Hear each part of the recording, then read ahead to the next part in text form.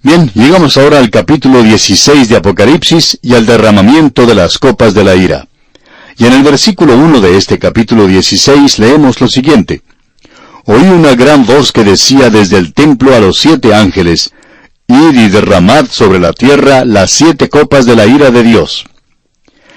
El Señor Jesucristo aún está a cargo, aún está controlando todo esto. Usted recuerda que anteriormente, cuando Él abrió el libro de los 7 sellos, con eso se introdujo una serie entera de 7. Él no ha concluido todavía. Él está en control hasta el fin de este libro. Él es quien está marchando hacia la victoria. Él es aquel a quien pertenecen el poder y la gloria y la majestad, y este es el juicio sobre un mundo que rechaza a Cristo. Dios le ha entregado a Él todo el juicio, y Él es quien da la orden de salida para estos ángeles. Ya no hay más demora, ya no hay un intervalo. La hora ha llegado, se ha dado la orden, y los ángeles llevan a cabo la orden recibida.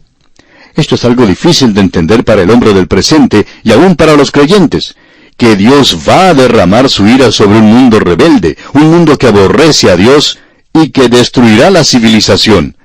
Pero amigo oyente, todo lo que usted observa a su alrededor hoy está bajo la condena, bajo el juicio de la mano de Dios. Quizá usted, amigo oyente, vive en un lugar en el cual usted recuerda hace muchos años que era un pueblo pequeño, es una zona donde no había tanta gente, no había llegado la contaminación ambiental, y no es ahora lo que era entonces. Y usted recuerda que podía salir a pasear por las montañas, o ir a la playa, o tal vez inclusive andar de noche sin tanto peligro como lo hay hoy. Y cuando usted salía, podía darse cuenta de lo atractivo que era su pueblo. Cuando salía de noche, podía ver todos los edificios, los negocios, iluminados con el encanto y atractivo que el mundo tiene que ofrecer en el presente, en todos los aspectos para satisfacer la carne, y de todas las maneras llegaba a satisfacer las demandas de la carne. Y al recorrer ese lugar tan atractivo, usted se sentía con cierto aire de satisfacción y exclamaba que era un lugar muy hermoso. Bueno, eso es algo interesante, amigo oyente, porque, ¿sabe una cosa? Todo esto va a desaparecer. Usted recuerda que los apóstoles le dijeron al Señor Jesucristo en cierta ocasión que mirara el templo. Y Él dijo que no quedaría piedra sobre piedra en ese lugar. Y le mostraron lo hermoso que era el templo, y se sorprendieron mucho de que Él pudiera hacer una declaración así. Y Él les recordó que no quedaría piedra sobre piedra en ese lugar. Amigo oyente, todo esto va a pasar. Está bajo el juicio de Dios. Dios va a juzgar todo esto, y todo desaparecerá como el humo. Es necesario entonces, amigo oyente, que nosotros hagamos nuestras inversiones en el cielo. Allí debe estar nuestro tesoro, donde ni la polilla ni el orín corrompen, y donde ladrones no minan ni hurtan. Porque aquí en la tierra usted va a perderlo todo algún día. Hay personas que dicen, bueno, yo tengo mis inversiones y mi herencia, mis acciones están seguras en el banco. Pero no hemos dicho que alguien se las va a llevar, amigo oyente, sino que usted va a tener que dejarla aquí algún día. Y eso es tan malo o quizá peor, que venga un ladrón y se las robe. Usted va a tener que abrir sus manos cuando muera. Va a tener que soltar todo eso. Tendrá que salir. Este mundo en el cual estamos viviendo está bajo el juicio de Dios, y eso es difícil de aceptar para los creyentes. Nosotros hemos sido alimentados tanto con esta pseudo dulzura del amor, esta predicación insípida del liberalismo, y el creyente común y corriente piensa que todo es dulce y brillante, que todo es de color de rosa, que Dios no va a disciplinar y que no va a castigar a nadie. Bueno, amigo oyente, lea el libro de Apocalipsis. Y aquí tenemos juicio. Ahora, en el versículo 2 de este capítulo 16 dice, fue el primero y derramó su copa sobre la tierra, y vino una úlcera maligna y pestilente sobre los hombres que tenían la marca de la bestia y que adoraban su imagen. El comentarista Dr. Vincent ha escrito, cada ángel cuando llega su turno sale de la escena celestial. Es decir, que cada ángel sale del lugar donde se encuentra el propiciatorio, que ahora es juicio. Él parte de allí, sale ahora y derrama el juicio de la ira sobre la tierra. Y esto es muy interesante. Parecería que Dios está enfrascado en una guerra de gérmenes contra los seguidores del anticristo. La Escritura declara que la vida de la carne se encuentra en la sangre. Y también la muerte está en la carne, y estas llagas o úlceras malignas son peores que la lepra o el cáncer. Y en el momento en que el hombre descubre un remedio para una enfermedad, otra peor aparece. Estos son los juicios de Dios por los cuales Él revela físicamente que el hombre es corrupto moralmente en su totalidad. Y esto se compara a la sexta plaga en Egipto, y es de la misma clase de llaga o úlcera que se presentaba allí. Y lo interesante de notar es que Moisés predijo que vendría un juicio que sería sobre Israel algún día, tal cual se menciona aquí. Y eso se nos presenta ya en el libro de Deuteronomio. En el capítulo 28, versículo 15 de Deuteronomio leemos: «Pero acontecerá, si no oyeres la voz de Jehová tu Dios, para procurar cumplir todos sus mandamientos y sus estatutos que yo te intimo hoy, que vendrán sobre ti todas estas maldiciones y te alcanzarán». Más adelante en el versículo 27 continúa: «Jehová te herirá con la úlcera de Egipto, con tumores, con sarna y con comezón de que no pueda ser curado». Así es que tenemos una lista de estas enfermedades, y es algo que no puede ser curado, digamos de paso. Y luego, en el versículo 35 de este mismo capítulo 28 de Deuteronomio leemos: «Te herirá Jehová con maligna pústula en las rodillas y en las piernas, desde la planta de tu pie hasta tu coronilla, sin que pueda ser curado». Moisés fue quien predijo esto. Esto es para aquellos que han recibido la marca de la bestia. Aquellos que no lo hicieron también se encuentran en una situación mala. Ya hemos visto esto. Ellos no pueden comprar ni vender. Y como el hombre necesita comer, va a hacer algo para lograr eso. Si un hombre tiene una familia que se está muriendo de hambre y no puede trabajar y tampoco puede comprar, no puede pedir, nadie le va a dar nada a él. Y si tiene niños en su casa que están muriéndose de hambre, no le culpamos a este hombre si roba algún establecimiento donde se venden alimentos para lograr algo que pueda llevar a su casa, porque sus hijos tienen que comer algo. Ese es un fuerte instinto que el hombre tiene. Él debe comer. Por tanto, esto es algo terrible que se le impone al hombre, a no ser que tenga la marca de la bestia. Pero aquellos que tienen la marca de la bestia tampoco van a pasarlo muy fácil, porque al final de la gran tribulación Dios les juzgará con esta úlcera maligna y pestilente. El autor de estos estudios bíblicos, el Dr. J. Vernon McGee, decía que él siempre interpretó el cáncer que él tuvo como un juicio de parte de Dios. Él creía que era eso, y que el hecho de que Dios le hubiera sanado indicaba que Dios le había perdonado, y desde entonces le había dado el más grande ministerio de su vida, que es este ministerio de a través de la Biblia, que todavía sigue adelante y en varios idiomas. Ahora, este juicio de Dios aquí no hace que la gente se vuelva a Dios.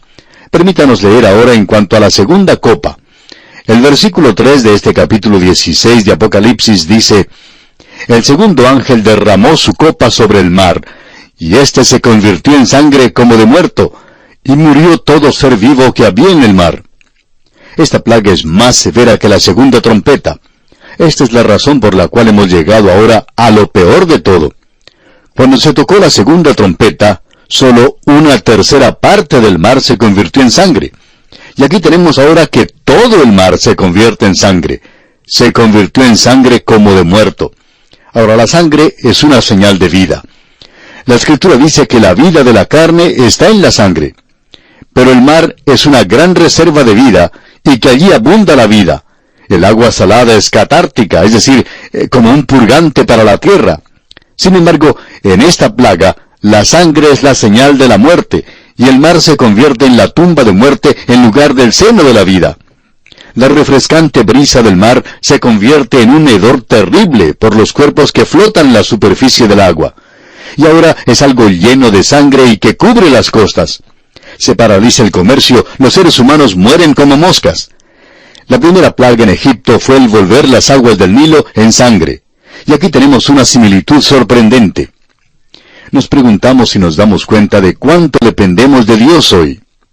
Las compañías de electricidad, las compañías de gas, las compañías de agua, todos nos envían sus cuentas. Pero, ¿de dónde sacaron la luz, y el gas, y el agua? Bueno, es muy obvio. Ellos han tenido algo que ver en llevar eso a nuestros hogares. Pero fue Dios quien creó la luz, el gas y también el agua. ¿Le ha enviado alguna vez la cuenta a Dios ¿Por la luz del sol? ¿Por el agua que usted bebe y el aire que respira? ¿Le ha pagado usted alguna vez a Él? Él no le ha enviado la cuenta, y usted no podría pagarle si lo hiciera. Dios ha demostrado su gracia a un mundo que rechaza a Cristo, pero Él juzgará la tierra finalmente. Ahora los ángeles derraman las copas de la ira de Dios. La tercera copa de la ira es mencionada en los versículos 4 al 7 de este capítulo 16 de Apocalipsis. Escuche usted.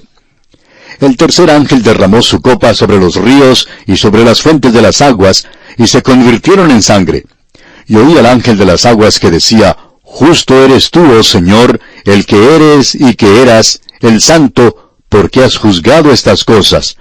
Por cuanto derramaron la sangre de los santos y de los profetas, también tú les has dado a beber sangre, pues lo merecen. También oí a otro que desde el altar decía, Ciertamente, Señor Dios Todopoderoso, tus juicios son verdaderos y justos. Esta plaga, similar a aquella de la tercera trompeta, es nuevamente mucho más certera. En esa ocasión solo fue afectada una tercera parte del agua fresca. Aquí vemos que la totalidad del agua de la tierra será afectada.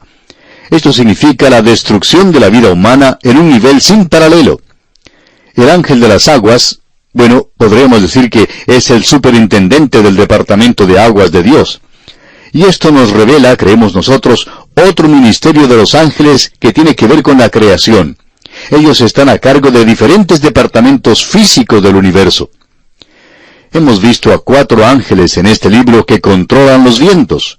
Ahora este ángel, y él conoce toda la historia, declara que Dios es justo y santo en este acto de juicio. Amigo oyente, cualquier cosa que Dios haga es justo y santo. Si usted no está de acuerdo con él, es una lástima para usted. Usted está equivocado. No es Dios quien está equivocado. Usted se puede imaginar a un hombrecito de pie hoy diciendo en cuanto al Creador, yo no creo que Él está obrando correctamente. Amigo oyente, tenemos una pregunta para usted. ¿Qué es lo que usted está haciendo en cuanto a esto? En realidad, ¿qué es lo que usted puede hacer? Si usted no está de acuerdo con Dios, pues es mejor que se ponga de acuerdo con Él, amigo oyente, porque Dios es justo en todo lo que hace. Aquí leemos, por cuanto derramaron la sangre de los santos y de los profetas, también tú les has dado a beber sangre. Esto es justicia divina, por cierto. Aquellos que a espada matan, a espada morirán. Y el derramamiento de sangre lleva al derramamiento de sangre. Estos que están siendo juzgados habían hecho mártires al pueblo de Dios, y ahora Dios está forzando a aquellos que los mataron a beber sangre, por la sangre derramada por los justos. Las oraciones que llegaron al altar están siendo contestadas ahora.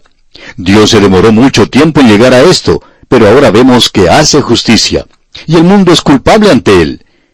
Veamos ahora en los versículos 8 y 9 el derramamiento de la cuarta copa. El cuarto ángel derramó su copa sobre el sol, al cual fue dado quemar a los hombres con fuego. Y los hombres se quemaron con el gran calor, y blasfemaron el nombre de Dios, que tiene poder sobre estas plagas, y no se arrepintieron para darle gloria. Nuestro Señor Jesucristo predijo que habría señales en el sol durante el período de la gran tribulación. Entonces habrá señales en el sol, en la luna y en las estrellas, y en la tierra angustia de las gentes, confundidas a causa del bramido del mar y de las olas. Esto lo leemos en el Evangelio según San Lucas, capítulo 21, versículo 25. Bien, amigo oyente, nuestro tiempo ha tocado ya a su fin, así es que tenemos que detenernos aquí. Pero continuaremos, Dios mediante, con este interesante estudio en nuestro próximo programa. Mientras tanto, le sugerimos leer los siguientes versículos de este capítulo 16 de Apocalipsis que estamos estudiando para estar mejor informado de lo que consideraremos en nuestro próximo estudio. Es nuestra oración que Dios le bendiga en gran manera. Continuamos hoy, amigo oyente, avanzando en nuestro estudio en el libro de Apocalipsis, y llegamos al derramamiento de la cuarta copa. Vamos a leer los versículos 8 y 9 de este capítulo 16 de Apocalipsis que estamos estudiando. El cuarto ángel derramó su copa sobre el sol, al cual fue dado quemar a los hombres con fuego. Y los hombres se quemaron con el gran calor, y blasfemaron el nombre de Dios, que tiene poder sobre estas plagas, y no se arrepintieron para darle gloria. El Señor Jesucristo había predicho que habría señales en el cielo en la gran tribulación. Él dijo, entonces habrá señales en el sol, en la luna y en las estrellas, y en la tierra angustia de las gentes, confundidas a causa del bramido del mar y de las olas. Eso lo leemos allá en el Evangelio según San Lucas, capítulo 21, versículo 25. El Antiguo Testamento tenía mucho que decir en cuanto al juicio del período de la gran tribulación, debido al calor extremo del sol. Por ejemplo, allá en Deuteronomio capítulo 32, versículo 24 dice, «Consumidos serán de hambre y devorados de fiebre ardiente y de peste amarga. Diente de fieras enviaré también sobre ellos, con veneno de serpientes de la tierra». Luego el profeta Isaías en el capítulo 24 de su profecía, versículo 6 dice, «Por esta causa la maldición consumió la tierra, y sus moradores fueron asolados. Por esta causa fueron consumidos los habitantes de la tierra, y disminuyeron los hombres». Y así continúa hablando. Usted recordará lo que dijo Malaquías en el capítulo 4, versículo 1. «Porque he aquí viene el día ardiente como un horno, y todos los soberbios y todos los que hacen maldad serán estopa. Aquel día que vendrá los abrazará, ha dicho Jehová de los ejércitos, y no les dejará ni raíz ni rama». Todo lo que tendría que hacer el Señor es quitar una o dos capas de la atmósfera, y eso nos calentaría mucho, por cierto, amigo oyente. A veces aquellos que tienen que vivir en las zonas tropicales piensan que el Señor ha sacado ya una o dos capas de la atmósfera. Y luego, todo lo que Él tendría que hacer es acercar la tierra un poquito más al sol, no mucho, pero nosotros no podríamos sobrevivir. Este es un período terrible del cual Isaías dice que la tierra será diezmada en aquel entonces. Y eso está de acuerdo con el Señor cuando dice, «Y si aquellos días no fuesen acortados, nadie sería salvo». Pero los suyos son guardados. Él dijo en el Salmo 121, versículo 6, «El sol no te fatigará de día, ni la luna de noche». Esta es una promesa que no tiene mucho significado para nosotros en el presente, pero que será de mucho consuelo para el creyente en la gran tribulación. Y a pesar de eso, se nos dice aquí que los hombres blasfemaban el nombre de Dios. Esto demuestra que el corazón humano, amigo oyente, es incurable, y que ninguna cantidad de castigo lo justificará o lo cambiará. De la misma manera, la gran tribulación no es para la purificación de la iglesia. En ningún lugar se menciona esto. En ningún lugar se declara que los santos son purificados por la gran tribulación. Este es un juicio sobre la tierra. Y llegamos ahora a la quinta copa de la ira. Leamos los versículos 10 y 11 de este capítulo 16 de Apocalipsis. El quinto ángel derramó su copa sobre el trono de la bestia, y su reino se cubrió de tinieblas, y mordían de dolor sus lenguas, y blasfemaron contra el Dios del cielo por sus dolores y por sus úlceras, y no se arrepintieron de sus obras. Aquí se menciona el trono de la bestia, y creemos que esto aclara que la bestia que se mencionó allá en el capítulo 13 de Apocalipsis era un hombre. Estamos seguros de esto, y esperamos que usted haya llegado a la misma conclusión cuando estuvimos observando en el capítulo 13 de Apocalipsis la primera bestia. También es un reino, pero uno tiene que tener primero al rey. Se nos dice que su reino se cubrió de tinieblas. Esta era una tiniebla extraña, podríamos llamarla luz negra. Eso lo tenemos hoy. Uno no puede verlo todo, pero es una luz. Sin embargo, es algo aterrador. En este período se aumenta el poder del sol, y en lugar de hacerse más claro, se hace más oscuro. El calor será mayor, pero habrá menos luz. Y hay una extraordinaria similitud a las tinieblas de Egipto durante la 9ª plaga. Los profetas del Antiguo Testamento tenían mucho que decir en cuanto a esto. No podemos citarlos a todos, pero Isaías en el capítulo 60, versículo 2, dice, «Porque he aquí que tinieblas cubrirán la tierra, y oscuridad las naciones, mas sobre ti amanecerá Jehová, y sobre ti será vista su gloria». Hay gran cantidad de escrituras que podríamos mencionar. Joel, por ejemplo, habló de esto, y expresó lo siguiente en el capítulo 2 de su libro, versículos 1 y 2. «Tocad trompeta en Sión, y dad alarma en mi santo monte. Tiemblen todos los moradores de la tierra, porque viene el día de Jehová, porque está cercano. Día de tinieblas y de oscuridad, día de nube y de sombra. Como sobre los montes se extiende el alba, así vendrá un pueblo grande y fuerte, Semejante a él no lo hubo jamás, ni después de él lo habrá en años de muchas generaciones. Este es un cuadro. Ahora Nahum, Amós y también Sofonías lo mencionaron. Y ahora Juan sencillamente está diciendo, aquí es donde esto entra en el programa de Dios, en el período de la gran tribulación. Nuestro Señor confirmó esto. Él dijo, pero en aquellos días, después de aquella tribulación, el sol se oscurecerá y la luna no dará su resplandor. Luego, al final del versículo 10 de Apocalipsis 16, dice, y mordían de dolor sus lenguas. Piense, amigo oyente, en la intensidad del sufrimiento que es causada por estas copas de la ira. ¿Y qué es lo que hace? Bueno, no afecta al hombre. El hombre en su maldad y depravación no se vuelve a Dios. Ahora, aquí hay dos cosas que se demuestran a sí mismas. Dios es justo en derramar las copas de la ira. Debemos recordar eso. Jesús es el juez en esta ocasión. Él está a cargo de todo, dando este castigo, y los hombres no son llevados al arrepentimiento por el sufrimiento. El apóstol Pablo habló de esto.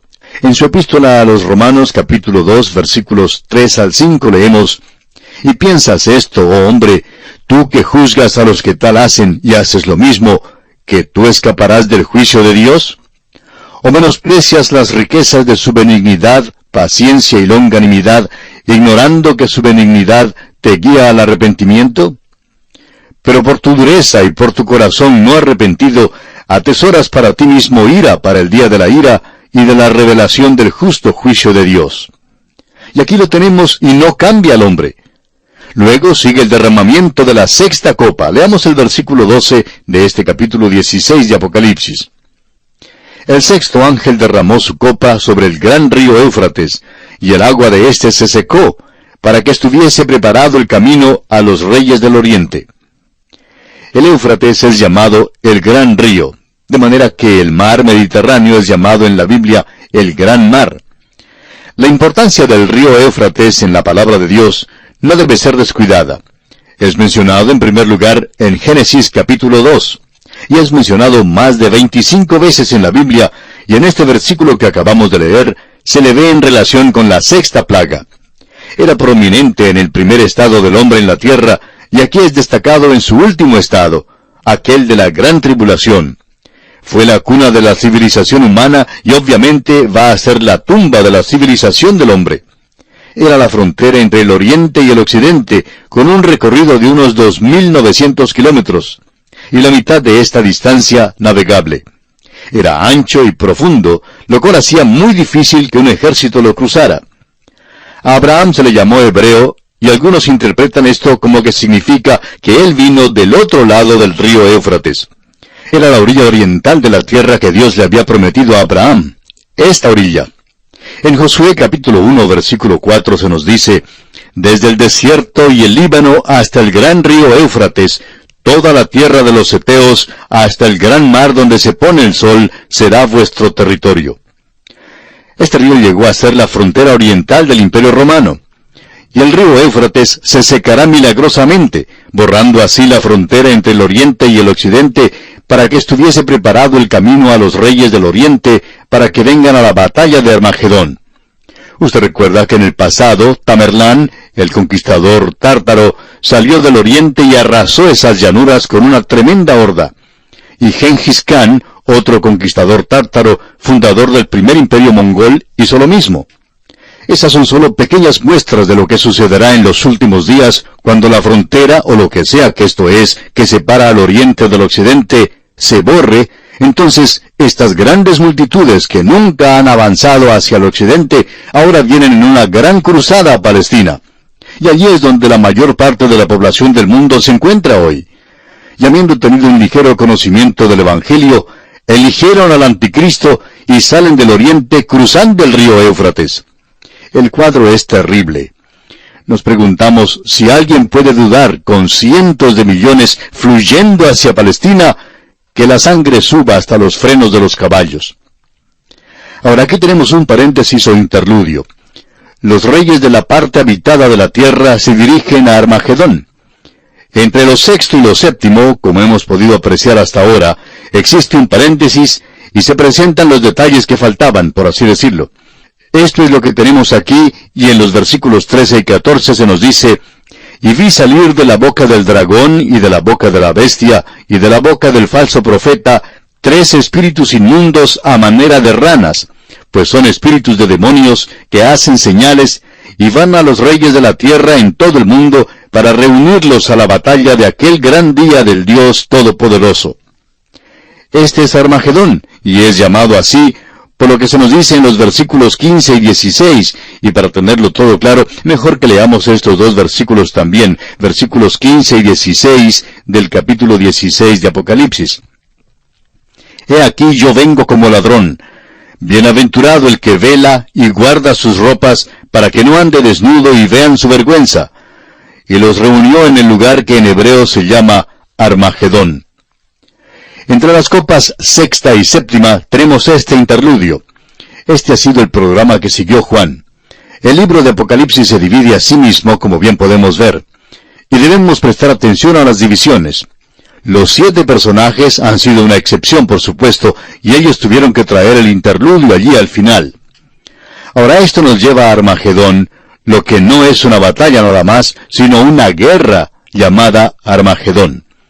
Esto es desatado, según creemos nosotros, por la invasión de Rusia procedente del norte, alrededor de la mitad del período de la Gran Tribulación.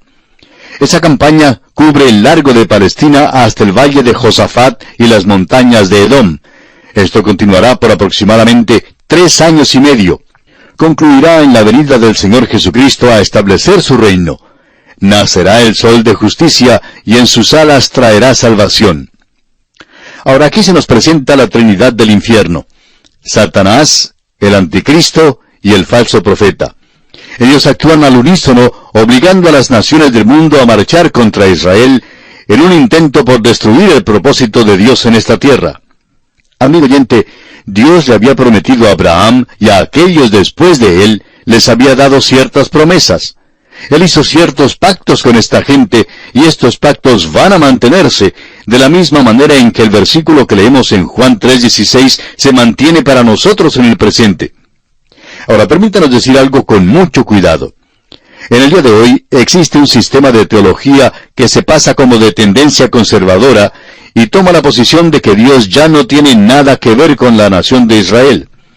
Todos esos pactos han sido negados. Todos esos pactos han sido cancelados. Dios no tiene ninguna intención de cumplir esos pactos. Dios ya no tiene nada que ver con Israel, y todas esas promesas son tomadas, y hay literalmente cientos de ellas en el Antiguo Testamento, que son tomadas, dijimos, y espiritualizadas, y arbitrariamente hacen esto esta gente sin ninguna base bíblica. Orígenes, en la iglesia primitiva, uno de los pocos que estaban muy apartados de los seguidores de la iglesia y uno de los pocos que vino del norte de África, comenzó este método de espiritualizar en lugar de darle literalidad a la Escritura. Debemos recordar que aquí estamos tratando con algo que es literal, y ese es el propósito de Satanás, el de destruir los pactos que Dios hizo con Israel para que no se cumplan. Y esa es la razón por la cual él actúa aquí, llevando todo el mundo contra esta pequeña nación. Y eso es lo que sucederá en el período de la Gran Tribulación. Ahora decimos esto con mucho cuidado, amigo oyente. Creemos que este punto de vista, aunque hoy es aceptado por muchos, llegará a ser como el estudio de la escatología, el estudio del desarrollo de la profecía, llegará a ser una herejía en la iglesia, y puede tomar nota de lo que decimos, amigo oyente. Quizá nosotros no estemos aquí cuando esto suceda, pero usted puede recordar. Bien, llegamos ahora a Armagedón. Y aquí, como hemos visto, tenemos una escena tremenda. Queremos mencionar varias cosas aquí, especialmente donde se habla de las ranas. Bueno, ¿son literales o no lo son? Bueno, fueron algo literal en Egipto, y lo pueden ser aquí también. Pero estamos también dispuestos a aceptar esto como un símbolo, y usted nos puede decir, un momento, pensamos que ustedes no aceptaban un símbolo, a no ser que se dijera que fuera así, y entonces tendría razón para creerlo. Bueno, aquí nos dice a manera de ranas. No dice que eran ranas, sino a manera de ranas. Y Juan siempre tiene mucho cuidado en presentarnos un cuadro correcto de lo que ve. Creemos que el Dr. J.A. Sis nos ha dado un cuadro muy dramático, de una manera vívida, por cierto. Él dice, Estos son espíritus inmundos, son demonios, son enviados a actuar por la Trinidad del dragón. Son los ángeles elegidos para despertar al mundo para tratar de abolir a Dios de la tierra. Son parecidos a las ranas en el sentido de que vienen procedentes de las ciénagas nocivas, pestilentes del universo, y realizan su tarea en las naciones con su demostración vociferante, hasta que establecen a todos los reyes y los ejércitos de toda la tierra en una promoción entusiasta al aplastamiento final del Cordero y todos sus poderes. Esto es lo que dice el Dr. Seuss. Hemos visto que en el día de hoy los medios noticiosos pueden llegar a ser un agente propagandista para llevar a cabo un propósito de los hombres que aparentemente está detrás de las escenas. Ellos pueden darle un lavado cerebral a la gente, y eso es exactamente lo que esta Trinidad del mal llevará a cabo. Ellos van a hacer que todas las naciones del mundo marchen contra Israel. Ahora, el Señor Jesucristo es el único que puede detenerles. La ayuda de ellos no viene procedente del norte o del sur, del oriente o del occidente. De allí es donde viene la dificultad. La ayuda para ellos proviene del Señor, el Creador del cielo y de la tierra. Ahora, el versículo 15 de este capítulo 16 de Apocalipsis comienza diciendo, «He aquí, yo vengo como ladrón». Él nunca viene como un ladrón a la iglesia. Él le dice a la iglesia allá en la primera epístola a los Tesalonicenses, capítulo 5, versículo 4, «Mas vosotros, hermanos, no estáis en tinieblas, para que aquel día os sorprenda como ladrón». Él no viene como ladrón a la iglesia. Uno no le da una bienvenida a un ladrón. Aguardando la esperanza bienaventurada y la manifestación gloriosa de nuestro gran Dios y Salvador Jesucristo. Eso nos dice Tito capítulo 2 versículo 13. La iglesia le da la bienvenida. Cuando uno sale de la casa, no deja una nota diciéndole al ladrón que ha dejado la puerta de atrás abierta para que él entre. No le deja dicho dónde puede encontrar su dinero. Uno nunca le da la bienvenida a un ladrón. Uno deja todo bien asegurado para que no pueda entrar. Él viene como un ladrón, y vimos al principio de Apocalipsis que toda la tierra se lamentará a causa de él. No quieren que él venga. Quisieran dejarlo por fuera, evitar que él regrese a esta tierra. Ahora aquí se habla de aquellos que han guardado sus ropas. ¿Qué ropa es esa? Bueno, el comentarista Edersheim aclara esto explicando que el capitán del templo realizaba ciertos recorridos por la noche para ver si los guardas estaban despiertos y alertas. Si alguno era encontrado dormido, se le golpeaba o se quemaban sus ropas, y si algo así le sucedía a alguno, por cierto que se despertaba rápidamente. Así es que aquí se le dice, guarda tus ropas para que no andes desnudo y vean tu vergüenza. Debe estar seguro de que está vestido con la justicia de Cristo. Armagedón es una guerra. Queremos enfatizar eso. Leemos en el versículo 16 aquí la única mención de la palabra Armagedón en las Escrituras. Queremos dar una descripción de esto, ya que el Dr. Magui, el autor de estos estudios bíblicos, ha visitado este lugar. El pequeño monte que se encuentra en el valle de Esdraelón, y debemos decir que este lugar ha llegado a ser uno de los más fértiles que se pueden apreciar, es el más fértil del mundo en el presente. Y allí han llegado personas como Nabucodonosor, los asirios, Napoleón Bonaparte estuvo allí, los gentiles también estuvieron allí, los sirios, los cruzados cristianos, franceses anticristianos, egipcios, persas, turcos, árabes y muchos otros. Todos han estado allí. Y ese es el cuadro que tenemos aquí. Luego tenemos el derramamiento de la séptima copa de la ira de Dios. Y nos agrada ver que todo esto ha sido derramado. Veamos los versículos 17 y 18 de este capítulo 16 de Apocalipsis. El séptimo ángel derramó su copa por el aire, y salió una gran voz del templo del cielo, del trono, diciendo, hecho está. Entonces hubo relámpagos y voces y truenos, y un gran temblor de tierra, un terremoto tan grande, cual no lo hubo jamás desde que los hombres han estado sobre la tierra. Esta es la última serie de 7 juicios antes de la venida de Cristo, y este es el séptimo y el último de los últimos 7. Es decir que estamos al final mismo de la gran tribulación. El único que puede librar a esta gente en esta ocasión y establecer el reino justo en la tierra y traer paz al mundo es el Señor Jesucristo. Así es que ellos no buscan ayuda del norte, del oriente, del sur o del occidente. sino que la ayuda viene de Jehová, creador del cielo y de la tierra. Ese es el cuadro que tenemos aquí. Vemos que esto es derramado por el aire en el espacio. Así es que no se nos da una localidad geográfica. El Señor Jesús también controla el espacio. El templo ha sido mencionado una y otra vez, y aquí se menciona otra vez. Se nos identifica a este pueblo ahora, y es Israel. Y amigo oyente, sea que nos guste o no, esa nación pasará a través de la gran tribulación. Los 144,000 pasarán a través de este período. No sabemos cuántos más, pero pensamos que habrá muchos más que serán salvos. Una gran multitud de los gentiles fueron sellados. Ellos también pasarán a través de la gran tribulación. Sería algo desafortunado que la iglesia pasara en esto, porque no están sellados. Estos mencionados aquí son los dos únicos grupos sellados. Pero amigo oyente, la iglesia no va a estar allí. Enoc fue trasladado. Él fue trasladado porque no entró al tiempo del juicio por el diluvio. Noé lo hizo. Y Dios tiene dos maneras de salvar a la gente en el período de la gran tribulación. Primero, salvándolos, evitando que estén allí, sacándolos del mundo como lo hizo con Enoc. Y salvándolos en medio del período como lo hizo con Noé.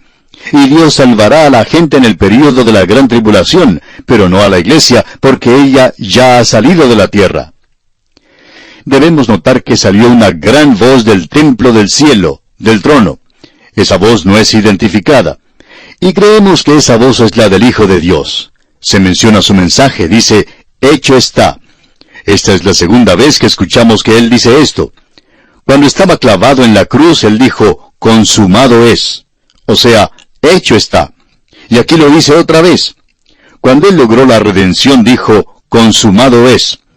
Usted puede tener una redención completa, y si no la adquiere, entonces habrá un juicio, pero todo esto llegará a su conclusión.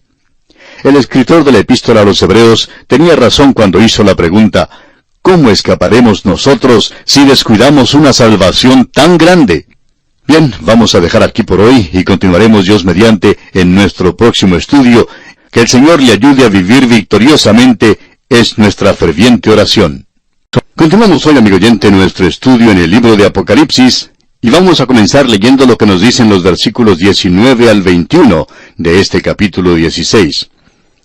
Y la gran ciudad fue dividida en 3 partes, y las ciudades de las naciones cayeron, y la gran Babilonia vino en memoria delante de Dios, para darle el cáliz del vino del ardor de su ira. Y toda isla huyó, y los montes no fueron hallados. Y cayó del cielo sobre los hombres un enorme granizo como del peso de un talento, y los hombres blasfemaron contra Dios por la plaga del granizo, porque su plaga fue sobremanera grande. Con esto concluye el período de la gran tribulación. Hubo un gran terremoto, y esto divide a la gran ciudad, la cual es Jerusalén, y la divide en 3 partes. Aunque el epicentro del terremoto es Jerusalén, parece que no está limitado a esa zona solamente, porque las ciudades de las naciones cayeron también. Esto nos da una idea de la extensión y la vasta destrucción de este terremoto. Y aquí se menciona específicamente a Babilonia. Es mencionada también en el capítulo 14, versículo 8, y volveremos a tenerla en los próximos 2 capítulos. Y leemos que dice aquí, y toda isla huyó.